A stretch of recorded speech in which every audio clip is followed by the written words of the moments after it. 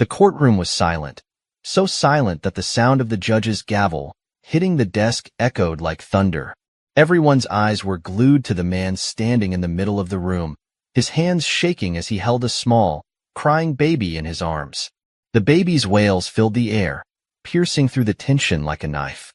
The man, dressed in a wrinkled suit, looked around desperately, his eyes watery and filled with fake sorrow. "Please, Your Honor," he begged, his voice trembling. "I'm a father. This child needs me. Have mercy." Gasps rippled through the courtroom. Some of the spectators wiped away tears. The man's lawyer patted his back, as if urging the judge to reconsider. The judge, an older man with sharp eyes, leaned forward in his chair. For a moment, it seemed like he was considering the plea, weighing the life of the innocent child in the man's arms against the crime he had committed. Then, suddenly, the judge slammed his gavel down. "This is a disgrace," he said, his voice booming. The entire courtroom froze.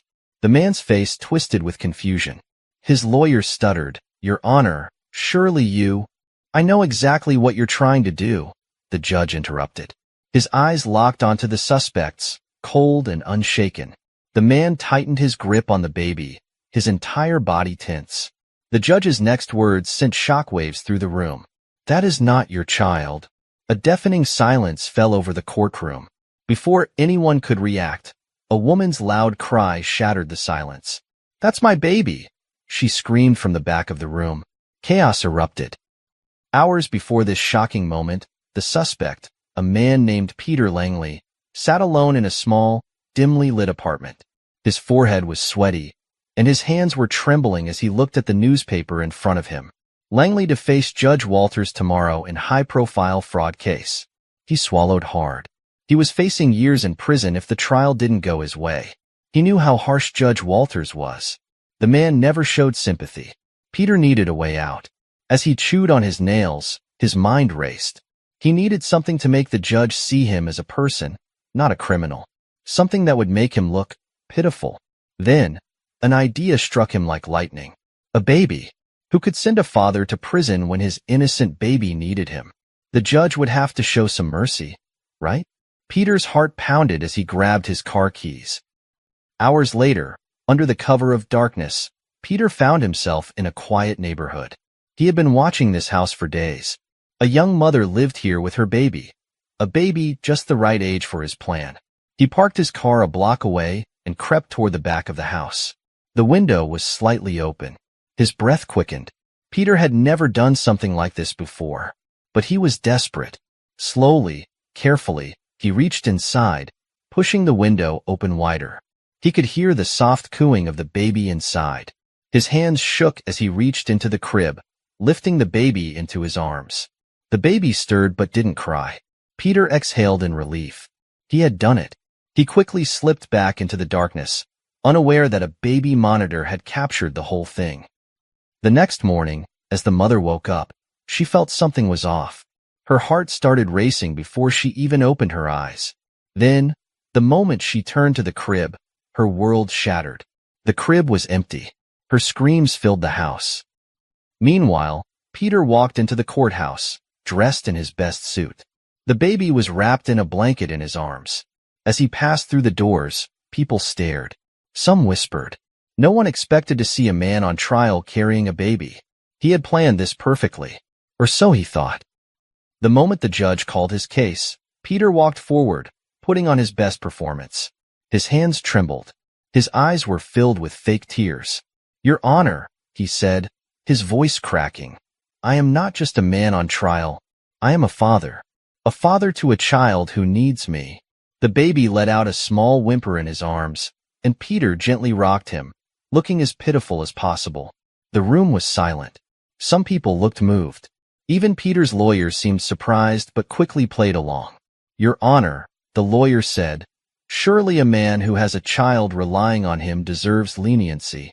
Judge Walters remained quiet. He watched Peter for a long moment. Then, his eyes narrowed. He leaned forward. "Mr. Langley," the judge said slowly, "I don't recall any mention of you having a child." Peter's breath caught in his throat.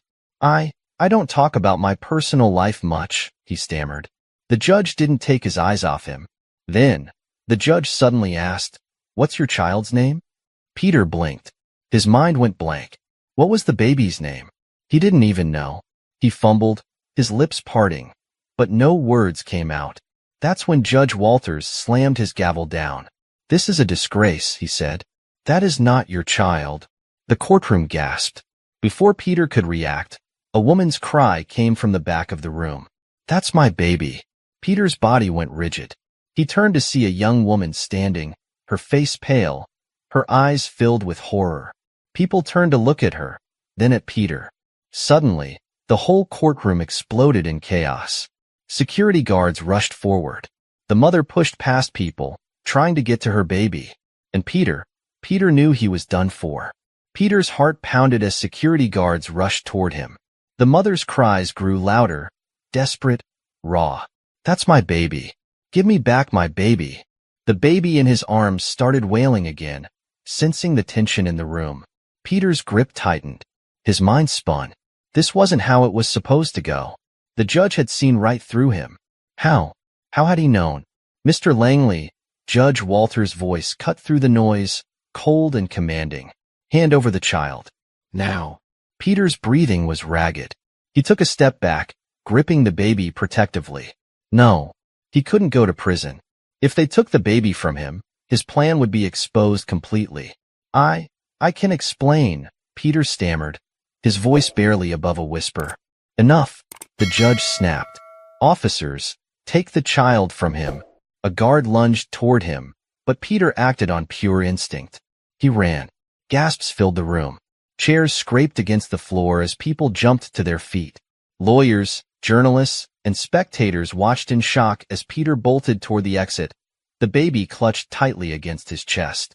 "Stop him," someone yelled. The guards were fast, but Peter had the advantage of desperation. He weaved through the room, shoving past people, his mind screaming, "Run, run, run." The courthouse doors were just ahead. If he could make it outside, he could disappear into the crowd, figure out his next move. But just as his fingers touched the door handle, a hand clamped down hard on his shoulder. He was yanked back with such force that he lost his balance. He fell. The baby slipped from his arms. A scream tore through the courtroom as the child tumbled downward. Time slowed. Peter reached out, trying to grab the baby midair, his heart slamming against his ribs.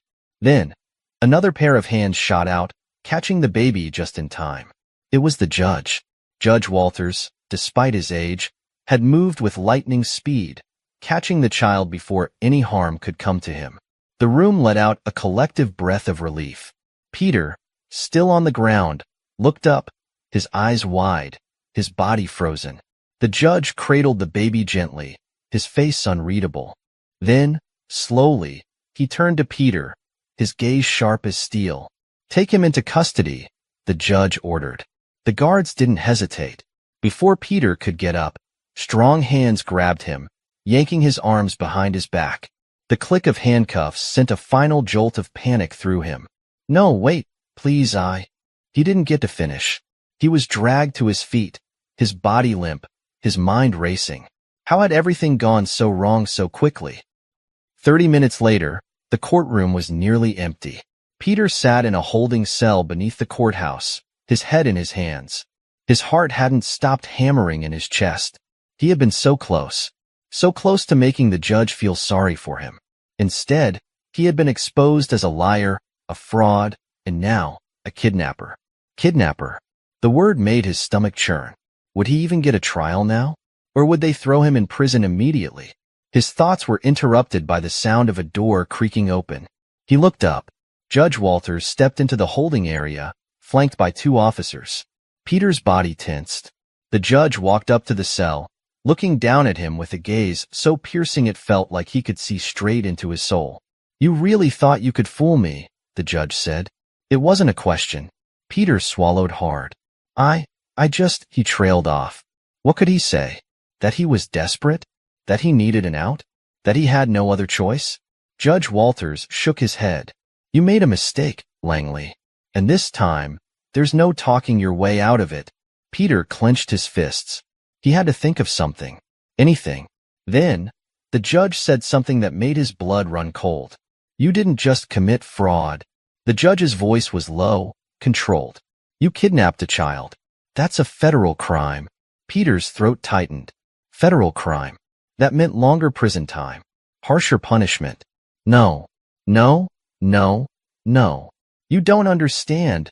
Peter tried again, panic rising in his voice. I wasn't going to hurt him.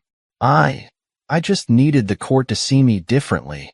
That child could have been hurt. The judge cut him off, his voice turning ice cold. Do you even know what you've done? Peter's mouth opened, but no words came out. The weight of it all hit him at once. He hadn't just faked a sob story. He hadn't just tried to gain sympathy. He had taken someone's baby, and now he was going to pay the price. Upstairs, the baby was safely back in his mother's arms. Tears streamed down her face as she rocked him, whispering, "Mommy's here. Mommy's here." The entire courtroom had been left shaken by what had happened. But one person in particular had been affected more than anyone else. The judge.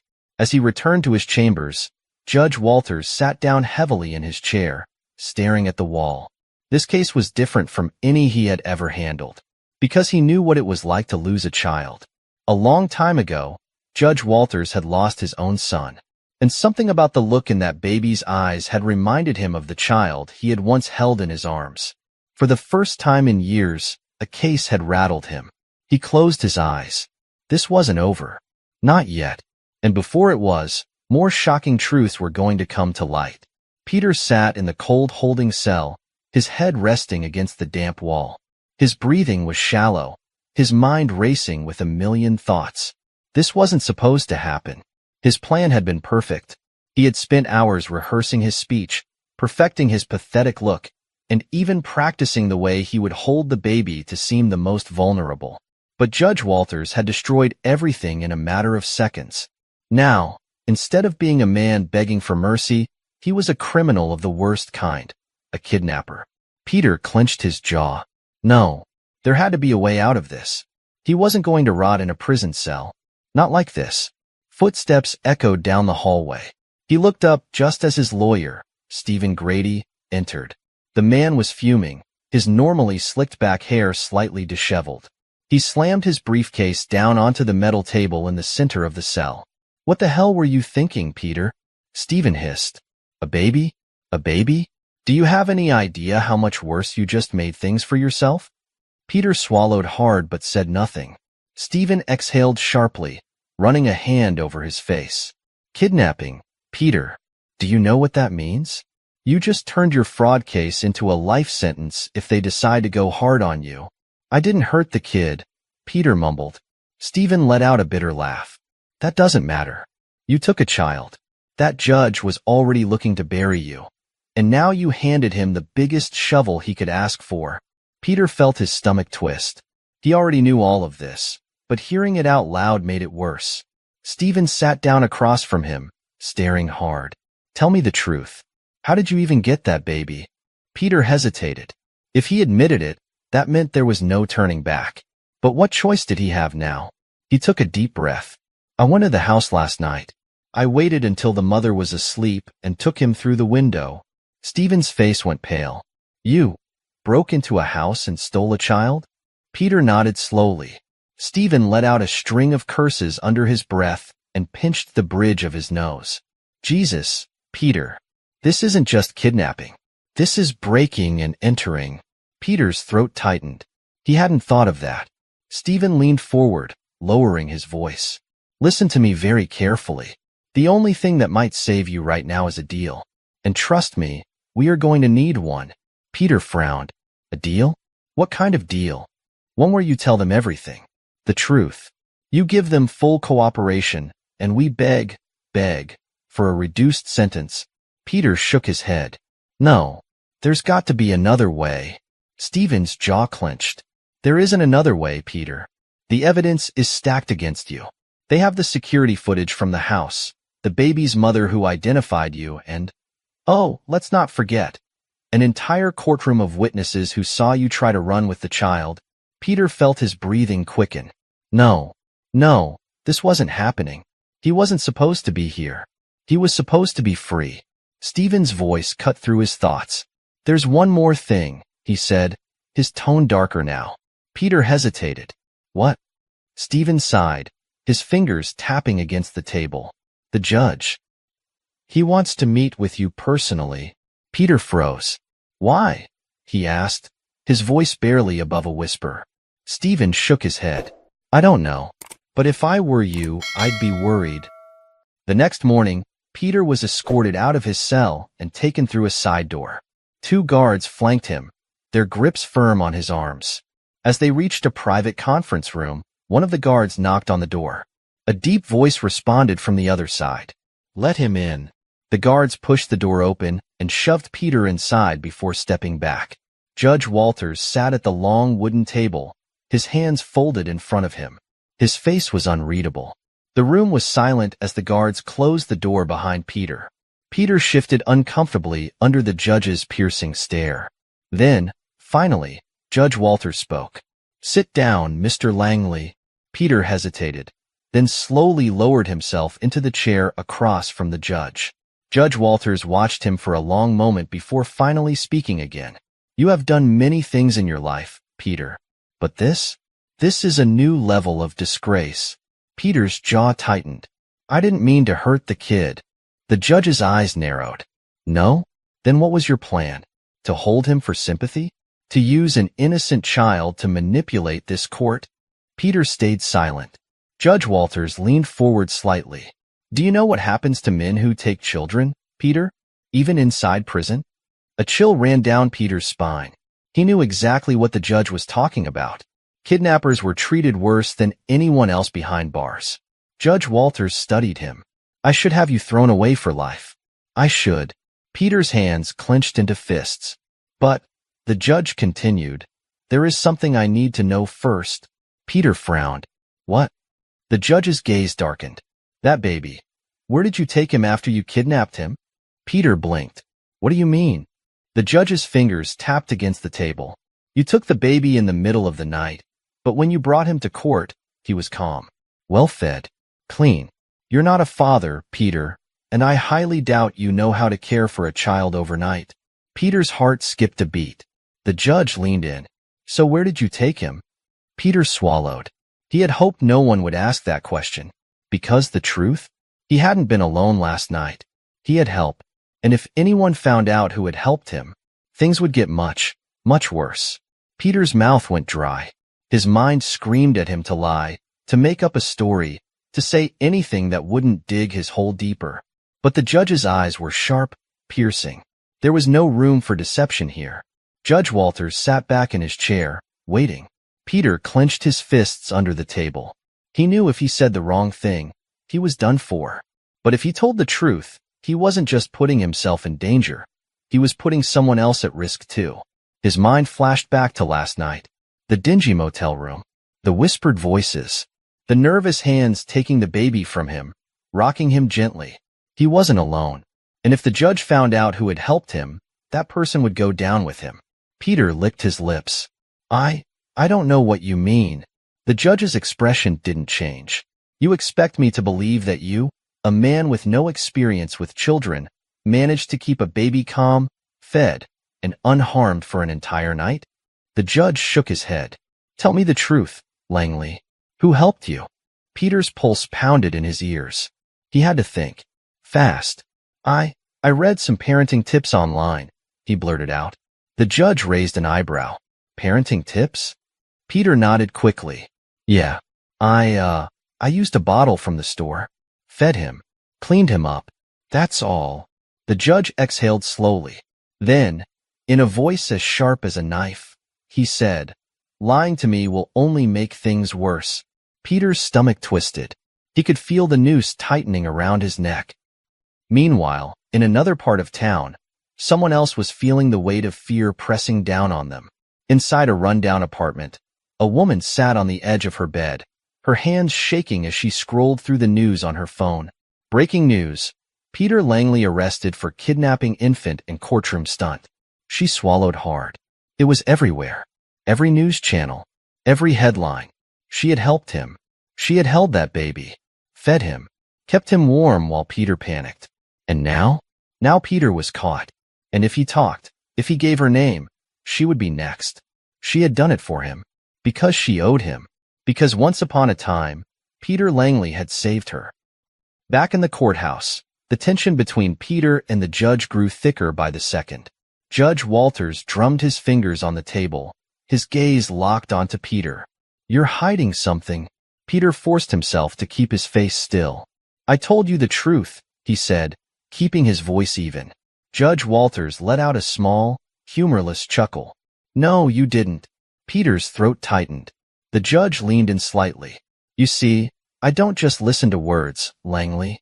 I watch everything. Body language. Hesitation. The way your pulse is visible in your neck right now." He pointed at Peter's throat. "You're nervous because you're hiding something." Peter felt trapped, like a rabbit caught in a snare. His mind screamed at him to stay silent. The judge tilted his head. "So here's what's going to happen. You're going to tell me who helped you, or I'm going to make sure the prosecution throws everything they have at you. And trust me, they will." Peter's hands clenched under the table. He had no good options. If he spoke, he'd betray someone who had risked everything for him. If he stayed quiet, he'd be buried alive in a prison cell. The seconds dragged on. Then, the door to the room suddenly burst open. One of the guards stepped in, his expression tight. "Judge Walters, you need to see this," the guard said. The judge frowned. "See what?" The guard hesitated. Then he handed the judge a folder. Judge Walters opened it, and as his eyes scanned the first page, his expression darkened. Peter felt his stomach drop. Something was wrong. The judge slowly looked up at Peter, his gaze unreadable. "I think we just found our answer," he said coldly. He turned the folder around, and Peter's heart nearly stopped, because staring back at him was a photo, a grainy surveillance image, a woman carrying the baby into the motel, a woman Peter knew, a woman who should have never been caught. His stomach turned to ice, because now she was in danger too. Peter's breath caught in his throat. The surveillance image wasn't just bad, it was damning. The grainy photo clearly showed a woman cradling the baby in her arms, her hood up, but her face partially visible. Peter's blood ran cold. Judge Walters studied him carefully. Then, slowly, he flipped to another page in the folder. A clearer image. A name printed in bold letters beneath it. Peter's stomach twisted into knots. Judge Walters exhaled through his nose. "So, Peter." He tapped the image with his finger. "Would you like to tell me who this is?" Peter swallowed hard. His brain screamed, "Deny it. Play dumb. Say it's a stranger." But there was no point. The woman in the picture was Rebecca Crane, his ex-girlfriend, and now, thanks to him, she was caught up in this disaster. Peter clenched his fists. He never meant for this to happen. Rebecca wasn't supposed to be part of this. She had only helped him because his chest tightened, because she owed him, because, years ago, he had saved her. And now, if he didn't do something fast, she was going to go down with him. Judge Walters watched him closely. "You know her," he said, his voice quiet but firm. "Don't bother denying it." Peter kept his mouth shut. Judge Walters sighed and leaned back in his chair. "I'll give you one chance to cooperate, Langley. Tell me everything and maybe, I can convince the prosecution to consider a deal." Peter felt trapped. If he spoke, Rebecca's life was over. If he stayed silent, they'd still find her eventually. But maybe there was a way to spin this. He took a deep breath. "I forced her," he blurted out. The judge's eyebrows lifted slightly. Peter ran with it. "She didn't know what I was planning," he said quickly. "I showed up at her place in the middle of the night. She was scared. I told her if she didn't help me take care of the baby, I'd turn her in for something she did years ago. That wasn't true. But if they thought she was just a scared accomplice, she might get off easier."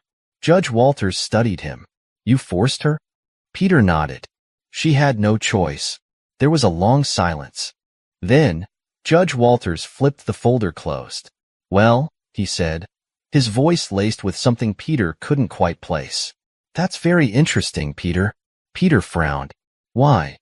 The judge slid the folder across the table. "Because we already brought her in for questioning." Peter's heart stopped. "What?" Judge Walters leaned forward, his gaze locked onto Peter's. And guess what? The judge's lips curled into something between a smirk and a grimace. She told us a very different story. Peter felt his body go numb. He wasn't expecting that. Rebecca talked? What had she said? What did she tell them? Judge Walters continued. She said you came to her panicked, begging for help. She said you didn't threaten her, Peter. She said she chose to help you. Peter's breathing grew shallow. Rebecca had protected him. She could have easily thrown him under the bus to save herself, but she hadn't. And now, they both were drowning. Judge Walters sighed, rubbing his temples. You and Miss Crane are both facing serious charges. Peter clenched his jaw. She didn't do anything. Oh, but she did. The judge's eyes darkened. She knowingly harbored a kidnapped child. That makes her an accomplice. Peter gritted his teeth. You can't do this to her. Judge Walters raised an eyebrow. Oh, and why is that? Peter felt a flash of desperation. He had to do something. So he blurted out the truth. Because she saved my life once. The judge went still. Peter exhaled sharply. Years ago, before all of this, I would be dead if it weren't for her. Judge Walters didn't say anything. For the first time, Peter saw something change in his expression. Was it curiosity? Maybe, just maybe, he had finally found something he could use. Something to turn this case around. And if he played this right, maybe he could save both of them. Judge Walters tapped his fingers against the table, his expression unreadable. She saved your life? Peter swallowed. He had no choice now. If he wanted to protect Rebecca, he had to make the judge see her differently. He nodded. Yeah, a long time ago. The judge sat back, arms crossed. I suggest you start talking, Langley, because right now, Rebecca Crane is in just as much trouble as you are. Peter clenched his jaw. His mind raced, pulling memories he had buried deep. How much should he tell? Would it even matter? Finally, he took a slow breath and started. It was 5 years ago, he said, his voice low. Back when I was mixed up with some bad people. The judge didn't interrupt, so Peter continued. I was in debt. A lot of debt. To people you don't want to owe money to. I thought I could talk my way out of it. Like I always do.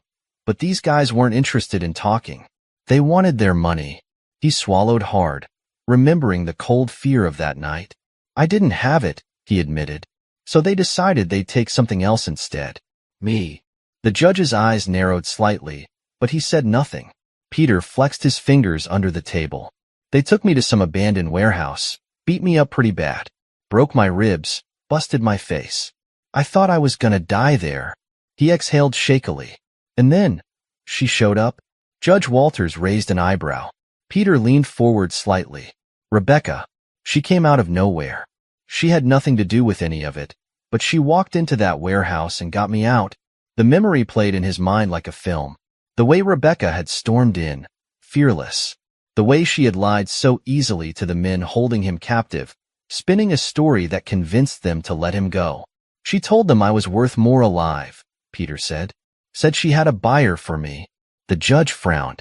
A buyer? Peter smirked humorlessly. Yeah.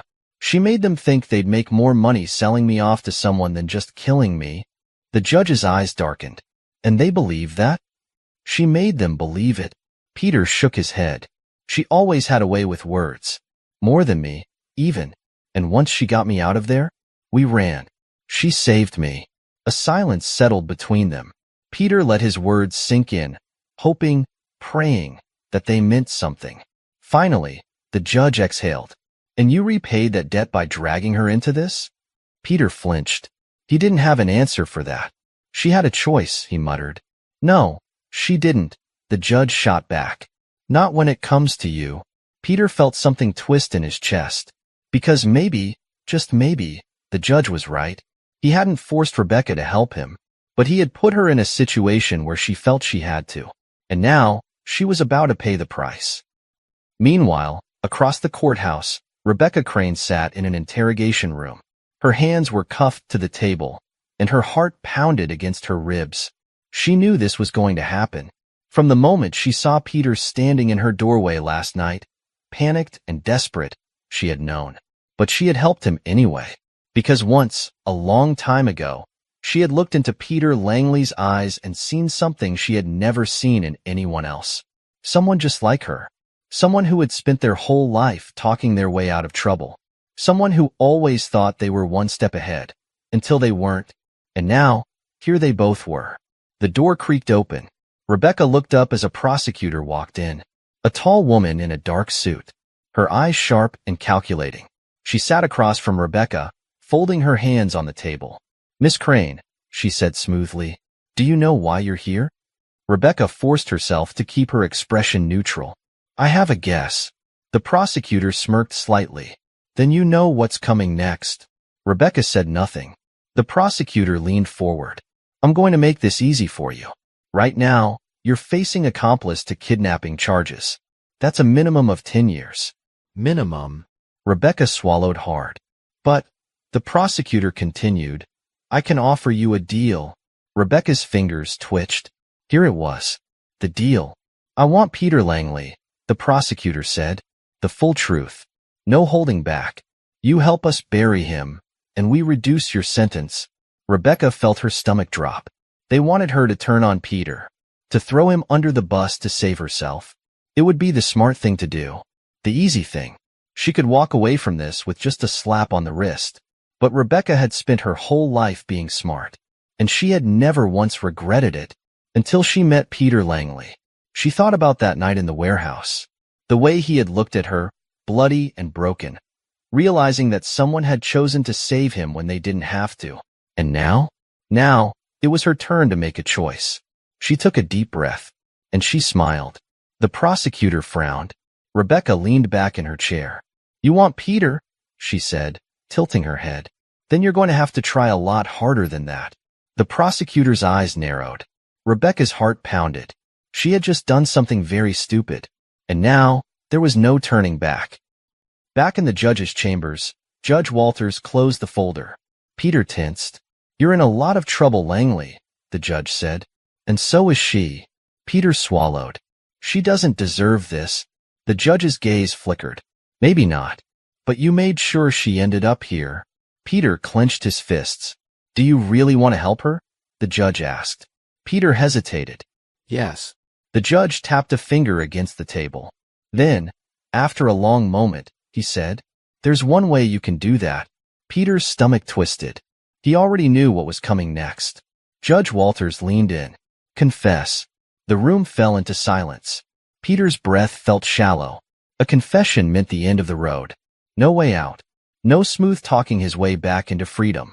But Rebecca could walk. If he did this, she would get out. Peter's pulse pounded in his ears.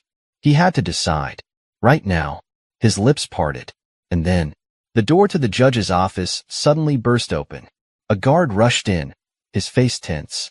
"Sir," he said quickly, "we have a problem." Judge Walters frowned. "What problem?" The guard hesitated. Then, he said something that made Peter's blood run cold. "Rebecca Crane, just escaped custody." The judge's eyes widened. Peter's breath caught in his throat. She was gone. The room froze. Judge Walters shot up from his chair, his face darkening. "What did you just say?" The guard shifted nervously. "Rebecca Crane, she's gone. She escaped during transport." Peter's pulse thundered in his ears. Rebecca ran. Somehow, someway, she had slipped through their fingers. And now, she was out there. Judge Walters clenched his jaw. How did this happen? The guard exhaled sharply. They were transferring her to a different holding facility. During the move, the transport vehicle made an emergency stop because of a roadblock. But when the officers got out to check, she was already gone. The judge finished, his voice cold. Peter clenched his fists under the table. Rebecca had pulled the oldest trick in the book. Cause a distraction. Create confusion. Slip away in the chaos. She was smart. Maybe too smart. Judge Walters turned back to Peter, his gaze burning with suspicion. "Did you know this was going to happen?" Peter forced a confused look onto his face. "How could I? I've been sitting here." The judge didn't look convinced. "You must have known she had an escape plan." Peter shook his head. "Rebecca doesn't plan. She just reacts." And that was the truth. She had never been the type to sit around waiting for things to happen. If she saw an opening, She took it. And now? She was gone. Judge Walters slammed a hand onto the table. She won't get far. Every cop in this city will be looking for her. Peter's chest tightened. Rebecca was smart, but was she smart enough to outrun all of them? And more importantly, where would she go? Somewhere across town, Rebecca Crane weaved through the crowded streets, her hood pulled low over her face. Her lungs burned, her heart pounded, but she kept moving.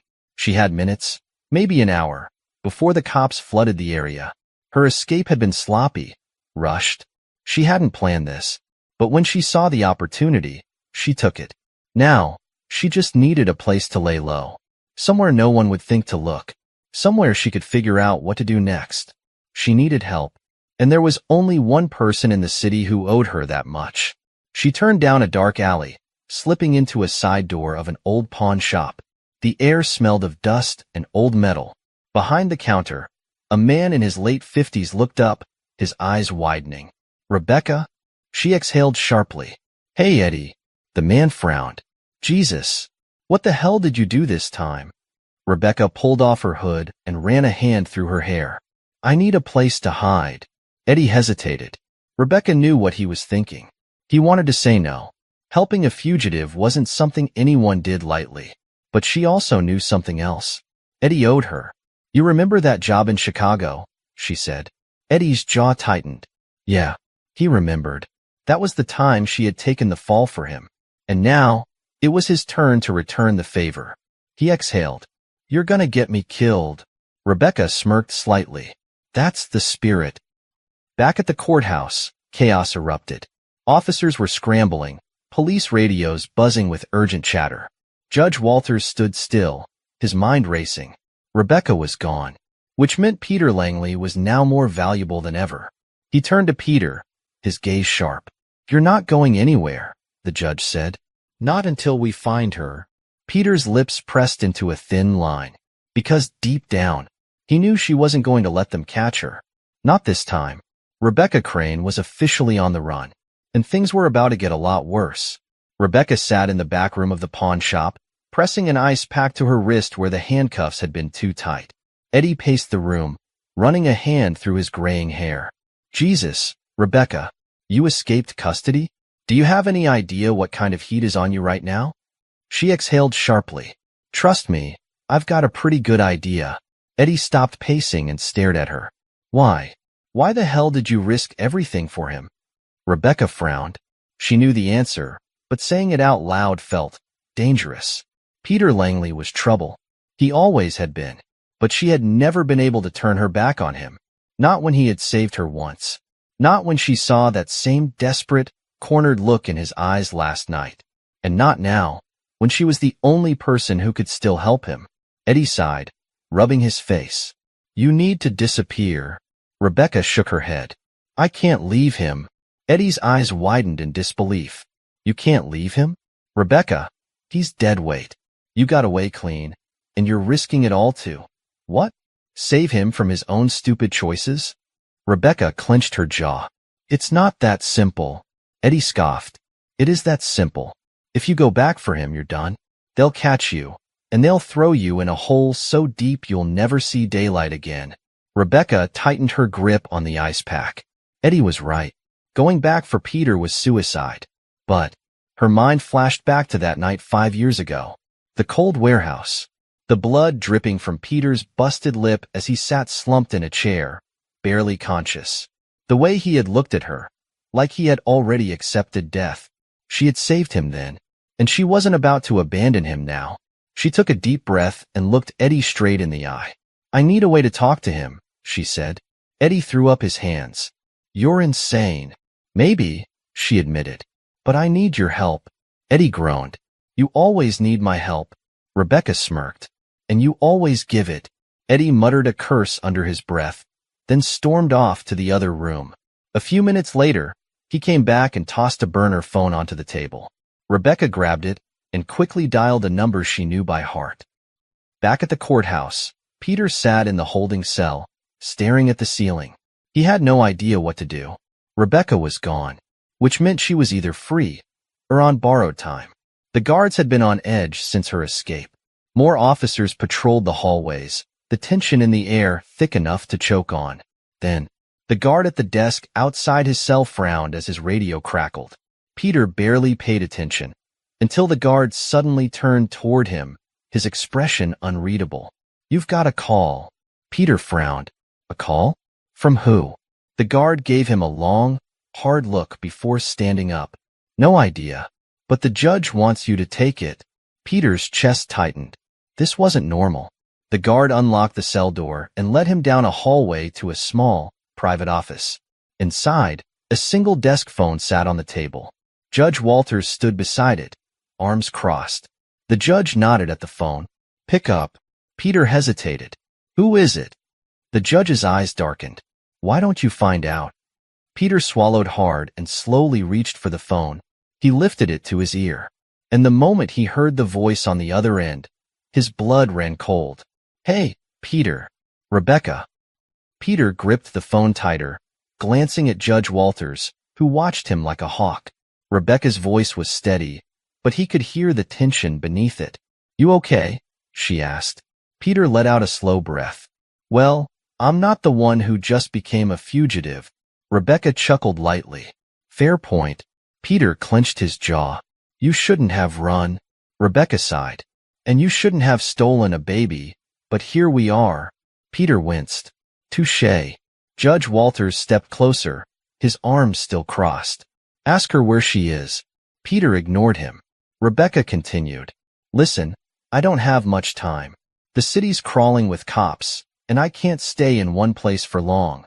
Peter swallowed hard. "Then why the hell did you call me?" There was a pause. Then Rebecca's voice dropped, quieter, more serious.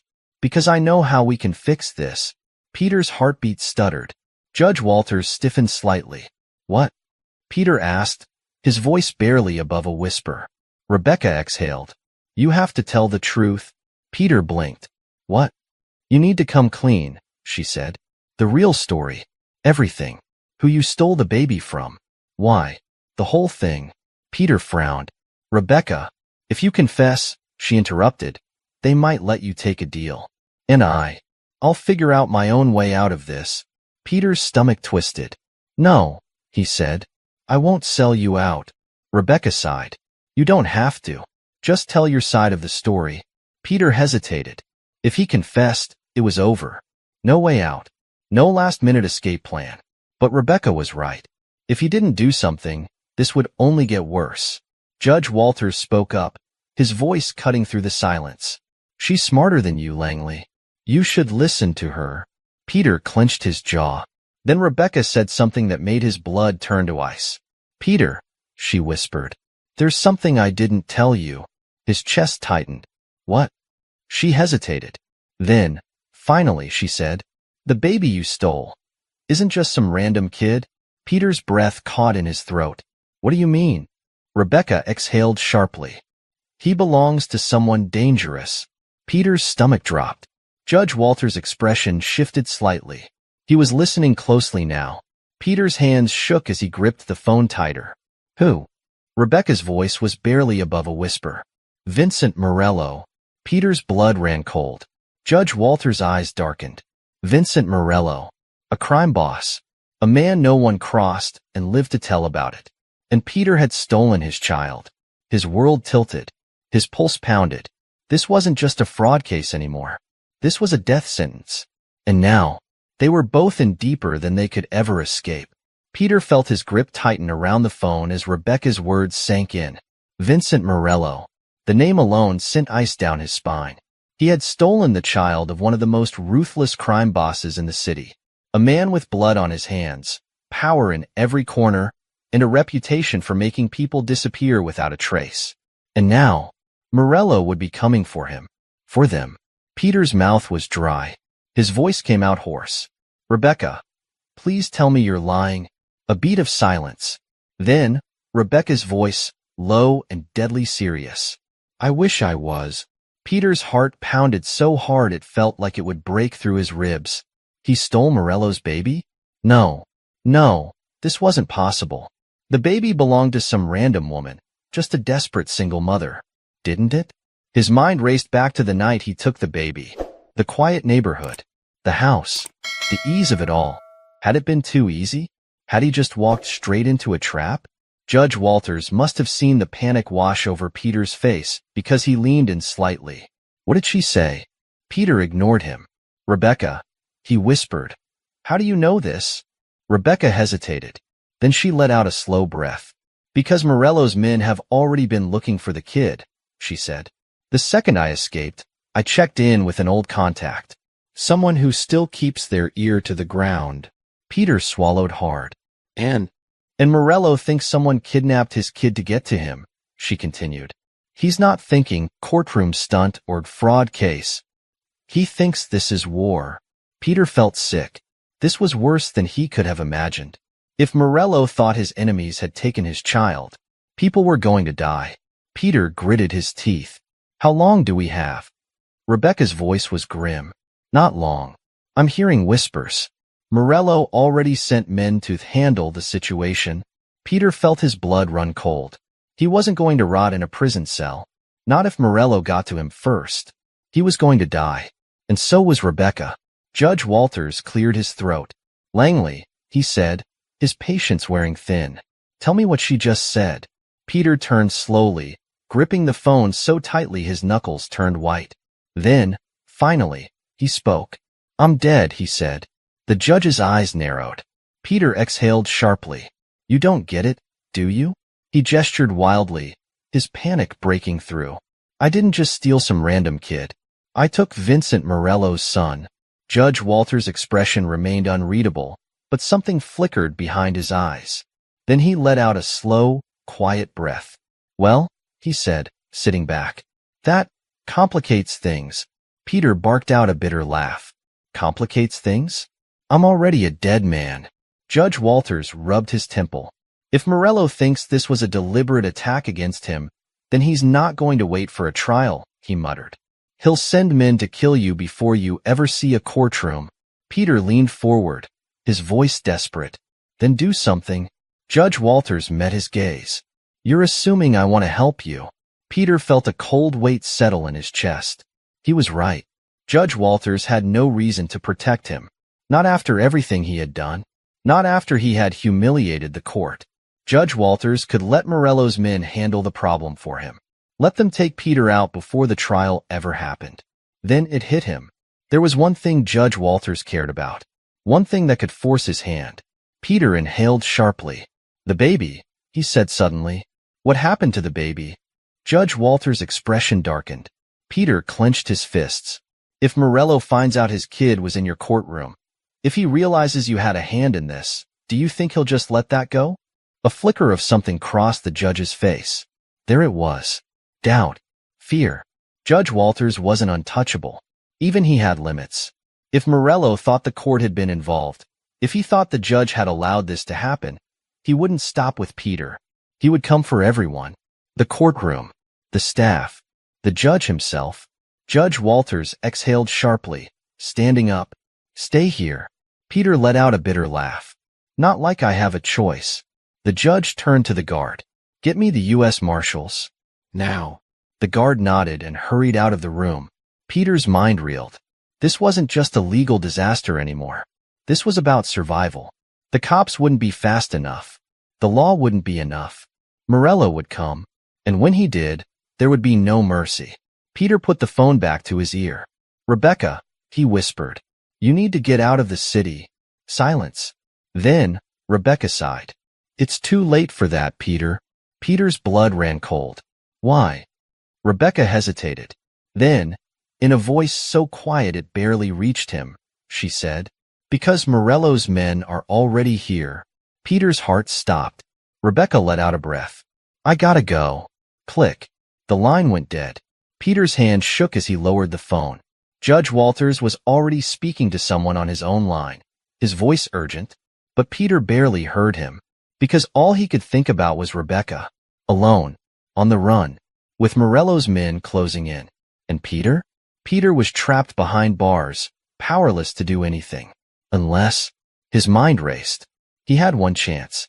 One desperate, insane chance. He had to escape. He had to get to Rebecca before Morello's men did. Before it was too late. Peter's mind was a storm. He had minutes, maybe seconds, before everything fell apart. Rebecca was out there, alone, being hunted by Morello's men, and he was stuck in a holding cell, a sitting duck. Unless he did something. Unless he got out. Judge Walters was still on the phone, barking orders. I need federal protection on this now. No delays. Peter barely heard him. His brain was moving at 1,000,000 miles per hour. He had escaped worse situations, but escaping a courthouse? That was insane. And yet, it was the only option. Peter forced himself to breathe. He needed a plan. Something fast. Something reckless. His eyes flicked to the guard standing near the door, distracted by the judge's conversation. He was just close enough. Peter tensed. He had one shot. Now, with a sudden burst of movement, Peter lunged. He slammed his shoulder into the guard, knocking him off balance. The man grunted in shock, reaching for his baton. Too late. Peter grabbed it first and swung. Crack. The guard went down. Judge Walters whirled around, his eyes going wide. Langley. Peter didn't stop. He bolted for the door, his heart pounding. A second guard shouted from down the hall. Stop him. Peter ran. Everything was a blur. The shouts, the pounding footsteps behind him, the chaos erupting through the courthouse. He shoved past a secretary, nearly knocking her over. Then, the exit. A side door leading to a stairwell. Peter didn't hesitate. He slammed into it and barreled down the stairs, 3 steps at a time. Behind him, the guards gave chase, their voices echoing. Locked down the building. Peter ignored them. He hit the ground floor, shoving through another door, and ran straight into a crowded hallway of reporters. The moment they saw him, cameras flashed. Langley, someone shouted. Did you kidnap the baby? Peter didn't stop.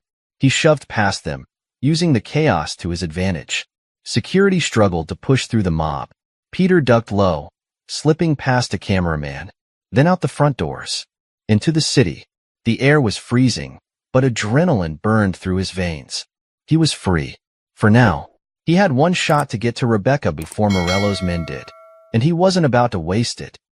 Across town, Rebecca crouched low behind a dumpster, her breath coming in sharp, shallow gasps. She had ditched her hoodie, trying to blend in, but it wasn't enough. They had found her. A black SUV had been tailing her since she left Eddie's shop. She thought she had lost them, until she saw the men step out onto the street, their cold, calculating eyes scanning the alley. She was trapped. Her heart pounded. Morello's men didn't ask questions. If they caught her, she was dead. She needed an out. Fast. The men moved closer, their footsteps slow, deliberate. Rebecca pressed herself against the wall. Then, her phone buzzed. She flinched, scrambling to silence it. Too late. The closest man's head snapped toward her hiding spot. His hand went to his jacket. Rebecca's stomach dropped. Gun. She was out of time. Her only choice was to run. Peter dodged through traffic, his lungs burning. His mind replayed Rebecca's last words. Morello's men are already here. He had to get to her. Had to find her. The courthouse was already swarming with police. He had maybe 20 minutes before they flooded the city looking for him. He grabbed a discarded jacket from a vendor's cart, pulling it over his prison clothes. Then, he dialed the only number that mattered. Eddie picked up on the second ring. You are the stupidest son of a... Where's Rebecca? Peter cut in. Eddie hesitated. She left. But... where? A sigh. She mentioned heading west. Trying to shake them. Peter turned on his heel and sprinted toward the subway. If she was heading west, he knew where she was going. And if Morello's men had found her first, Peter's chest tightened. He wasn't going to let her die for his mistake. Not now. Not ever. Rebecca bolted from her hiding spot just as the first gunshot cracked the air. People screamed. A bullet whizzed past her ear, embedding itself into a brick wall. She sprinted through the alley, dodging trash bins, pushing past a homeless man who shouted in alarm. Behind her, the men chased. She reached the street and made a sharp turn, straight into another black SUV screeching to a stop. The back door swung open. A man in a suit stepped out. He was older, with slicked back hair and cold, dead eyes. He smiled. Vincent Morello. Rebecca skidded to a halt. The men behind her caught up, boxing her in. Trapped. Morello exhaled, shaking his head. I have to admit, he said, his voice like ice, I expected better from you. Rebecca's pulse thundered. Morello took a step closer. You took something from me, he said, and I don't like losing things. Rebecca swallowed hard. This was it. She had no escape, no weapons, no chance. Then, a voice. Casual, calm, and so stupidly familiar. Well, Peter Langley said, stepping into the light, if it isn't the most overdramatic criminal in the city. Rebecca's breath hitched. Peter. He found her. Morello turned slowly, his expression unreadable. Peter smirked, hands in his pockets. Let's talk, Vinny, he said. Morello's eyes darkened. Then he snapped his fingers. The men grabbed Rebecca. Peter's stomach dropped. Morello smiled. I don't do talks. Peter clenched his jaw. Then, suddenly, gunfire erupted. Chaos exploded in the alley. Peter dived behind a car as bullets shredded the air. Rebecca struggled against the men holding her, her eyes wide with panic. And Peter? Peter realized he had one chance left. The only way out. He had to do something insane. He had to bet everything. So he did. Peter stepped out from cover and yelled something that changed everything. Morello, the kid's alive. And I can tell you who really took him. The shooting stopped. Everyone froze. Morello's gaze turned to stone. Peter exhaled sharply. This was it. The final gamble.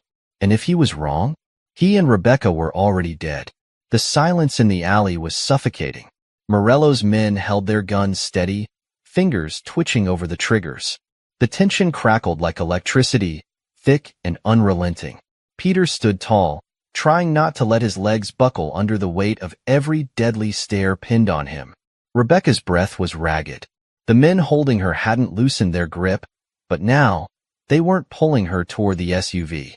They were waiting. Morello's dark eyes bored into Peter's, his expression unreadable. Then, slowly, he smirked. I don't believe you, he said, his voice smooth as ice. Peter let out a dry laugh. I don't care if you believe me. I care that you're listening. Morello tilted his head. You expect me to believe you suddenly have information about my son? After you paraded him around like a prop in court? Peter clenched his jaw. I stole the baby, yeah, but not from you. Morello's smirk faded. Explain. Peter exhaled. His brain was scrambling, piecing together the puzzle as fast as it could.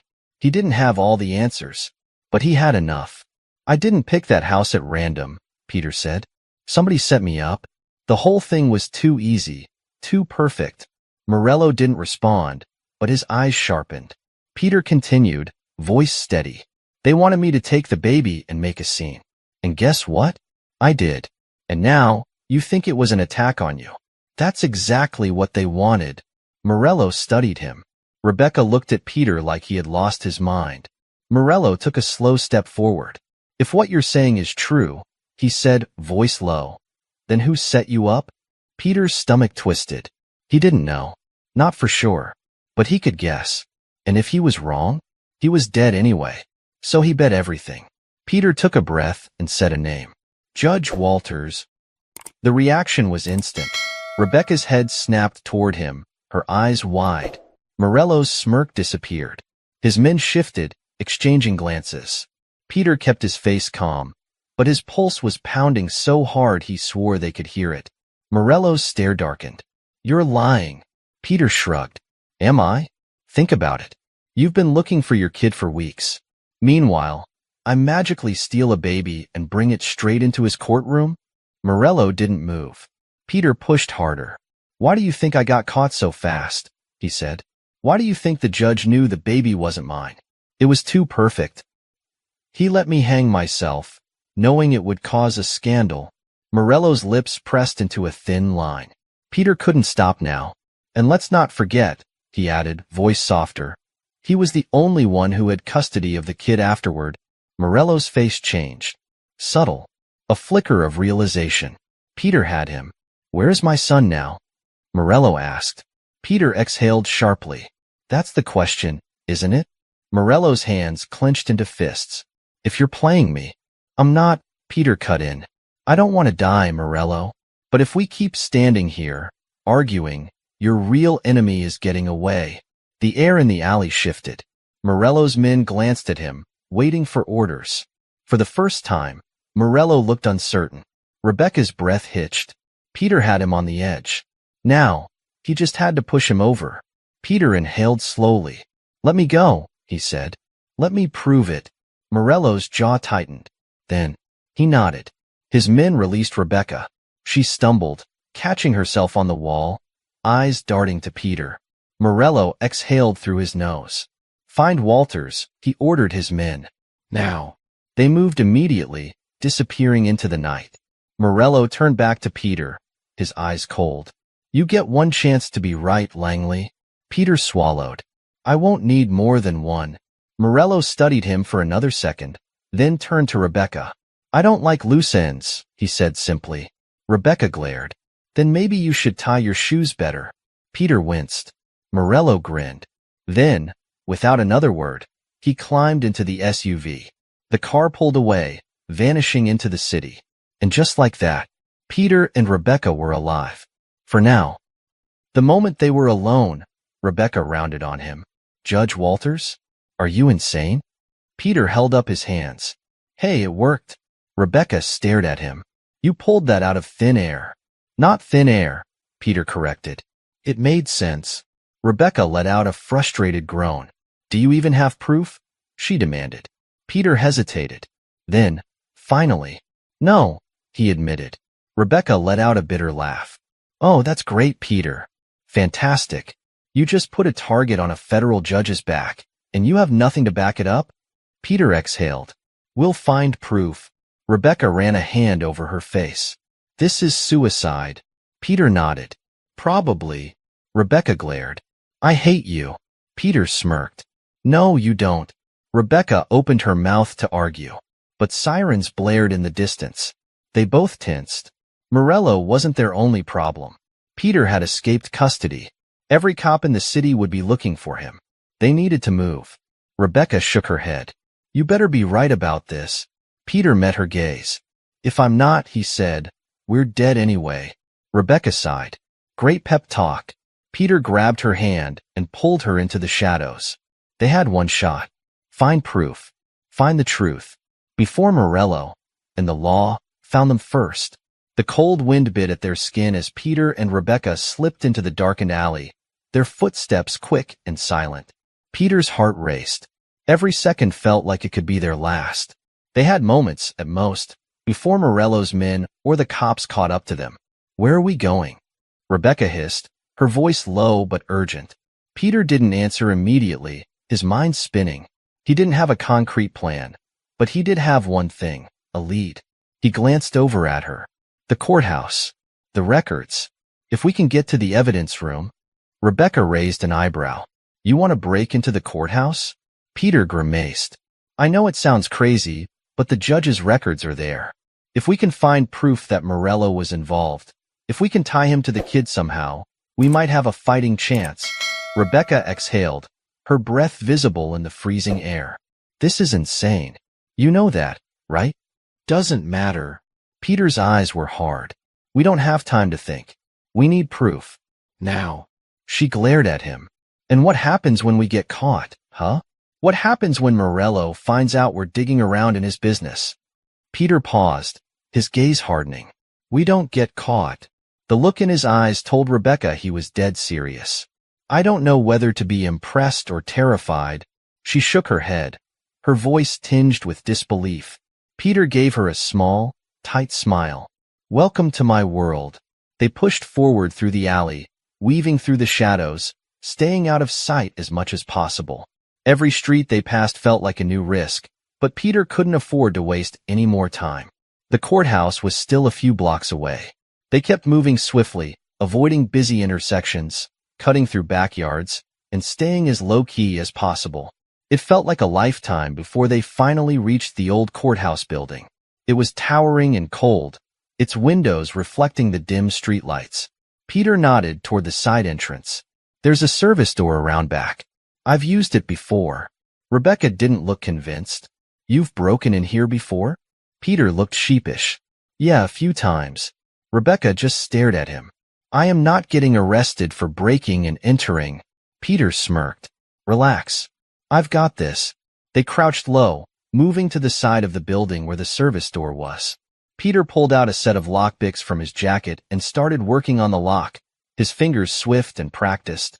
Rebecca kept watch, scanning the surroundings. The night air was still, but the tension between them was palpable. Then, click. The door creaked open. Peter grinned. Told you. Rebecca rolled her eyes. You're impossible. Keep it down, Peter whispered. They slipped inside, the musty air inside the service hallway almost welcoming after the bitter cold outside. Peter motioned for Rebecca to stay close. They crept down the dark hallway, past storage rooms and utility closets. They reached the back stairs leading up to the records room. It was quiet, too quiet. Peter reached for the door handle, hesitated, and glanced at Rebecca. Stay close. We get in, we get what we need, and we get out. No detours.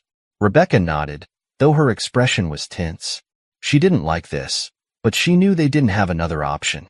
Peter slowly opened the door, peering into the hallway of the records room. The dim light from the hallway filtered in, illuminating rows of filing cabinets. This was it.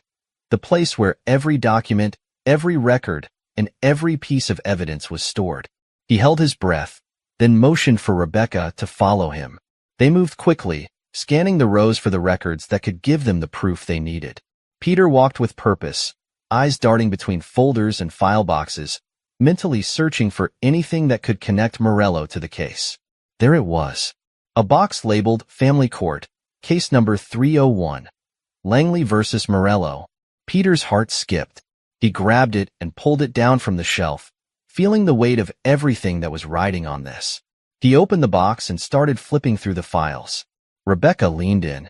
What are you looking for? Peter scanned the papers, his mind racing. He finally found it.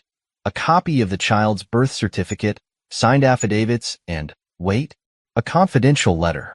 It was stamped with a red classified mark.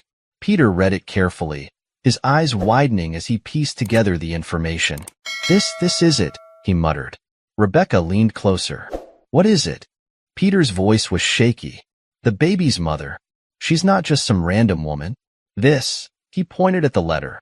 This says the baby was placed in witness protection. He was supposed to be hidden from someone. Rebecca's eyes widened. Wait, so the kid really was Morello's? But why would they put him in witness protection? Peter didn't have time to think about that now. They had the proof they needed. The letter also confirmed that the child had been taken from protective custody just days before the court case. Peter grabbed the letter and shoved it into his jacket. We've got what we came for. Let's go. Rebecca nodded. They turned toward the exit, but as they did, a sudden, sharp noise echoed from the hallway. Peter's heart skipped. Footsteps. A door creaked. He looked at Rebecca. We're not alone. Rebecca's eyes widened in panic. Who? Before Peter could respond, the door to the records room suddenly burst open. Standing in the doorway was a pair of uniformed officers, and behind them, two of Morello's men. Peter's mind spun. They had been caught. Without a second thought, he shoved Rebecca toward the door. Go. Rebecca hesitated, her eyes wide with fear. Peter. Go. Peter shouted. I'll hold them off. Rebecca hesitated for only a split second before running. Peter turned, grabbing the nearest filing cabinet and yanking it toward the door. The officers and Morello's men stepped into the room, guns drawn. He could see the shock in their eyes. He was buying Rebecca a little more time. But how much? Peter's breath quickened. He was out of time. Morello's men stepped forward, guns raised. Peter's hand trembled, but he kept his focus. He had one shot to get out of this alive. He was done running.